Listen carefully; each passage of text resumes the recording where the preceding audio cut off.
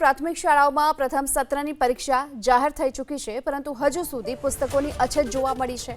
વાત અમરેલી જિલ્લાની કરીએ, જ્યાં ધોરણ 3ના વિદ્યાર્થીઓના પુસ્તકની અછત જોવા મળી।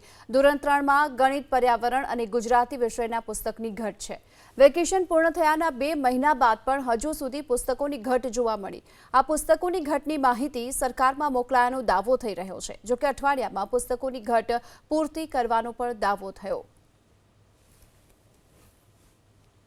સાવરકુંડલા તાલુકાની 107 પ્રાથમિક શાળાઓ છે, જેમાં ફક્ત ધોરણ 3ના પાઠ્યપુસ્તકો, જેમાં ગણિત, ગુજરાતી અને પર્યાવરણ જેવા વિષયોની પાઠ્યપુસ્તકોની ઘટ છે।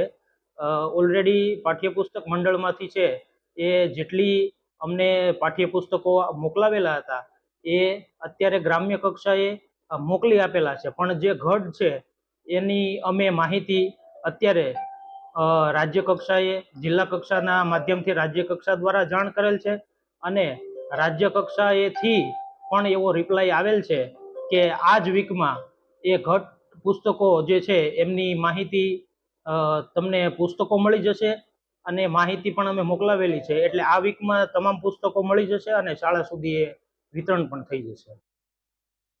દ્વારકા જિલ્લાની સરકારી શાળાઓમાં પણ હજુ સુધી પાઠ્યપુસ્તકોનો અભાવ જોવા મળી રહ્યો છે। દ્વારકામાં ધોરણ 3માં પર્યાવરણ વિષયના પાઠ્યપુસ્તકની પુસ્તક ન મળ્યાનો દાવો થઈ રહ્યો છે। પરીક્ષા આવી છે, છતાં પણ પુસ્તકના અભાવના કારણે શિક્ષણ પર સીધી અસર જોવા મળી। પુસ્તકના અભાવના કારણે શિક્ષણ વિભાગની કામગીરી પર સવાલ ઉઠી રહ્યા છે, ત્યારે તાત્કાલિક પુસ્તક ઉપલબ્ધ કરાવવા માટે વાલી અને શિક્ષકોએ માંગ કરી। મારી શાળામાં ધોરણ 3માં 19 બાળકો અભ્યાસ કરે છે, જેમનું પર્યાવરણ સત્ર ચાલુ થયાને 2 મહિનાથી હજી સુધી આવ્યું નથી। જો વહેલી તકે આવી જાય તો શાળાના બાળકોનું શૈક્ષણિક કાર્ય વ્યવસ્થિત થઈ શકે।